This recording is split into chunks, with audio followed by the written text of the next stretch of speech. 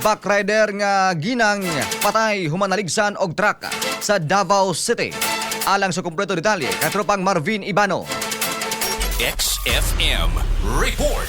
Ngilngig nga kamatayon ang nasinatian sa usa ka ginang human kini aksidenteng naligsan og truck sa daang Maharlika Road, Barangay Ilang, Davao City. Pasado alas 10 sa buntag ning milabayng adlaw. Gila ang biktima nga si Falya Dulunan, 56 anyos nga taga Panabo City. Kinsa na sayrang angkas sa single motor nga gimaneho usab sa iyang bana nga giilang si Edito Ditraya, 57 anyos. Sa inisyal nga investigasyon sa kapulisan, susamang padulong sa southbound area ang magtiayon ug nagsunod niini ang usa ka wing van truck maneho sa usa ka Ervin nga taga Tagum City, Davao del Norte. Tungod matud pa sa bugat nga dagan sa trapiko, hinay-hinay lamang nga nagpadagan ang mga biktima subay sa inner lane dihang giingong wala kini nabantayi sa truck driver ug nabanggaan. Tungod sa impact, nalabay ang backrider samtang nalambusab sa kalsada iyang bana ug wala damhang natunong sa likod nga ligid sa truck ang maong asawa. Hinungdan nga nadaro ug nalatayan kini rason sa naangkong fatal injuries nga halos gikaputol sab sa tibuok walang bahin sa iyang tiil. Gipaningkamutan kining madala sa ospital apan gideklara gihapon kining dead on arrival sa niatiman nga doktor. Sa pikas bahin, gilayong gikustudiya sa Bunawan Police Station ang driver sa truck alang usab sa tukmang disposisyon nga posible kining mag-atubang sa kasong reckless imprudence resulting in homicide. Nunot niini subling nagpahimangno ang kapulisan ngadto sa publiko nga mahimong mabinantayon kanunay sa pagmaneho ug paggamit sa mga kadalanan ug mosunod sa balaod trapiko aron malikay sa disgrasya ug luwas nga makaabot sa nagkadaiyang destinasyon. Mga katropa, aron karon kitang healthy, mag Xanthlone Vitamin C. Katropa mo sa balita sa Davao City, Marvin Ibano, XFM News. Xanthlone Plus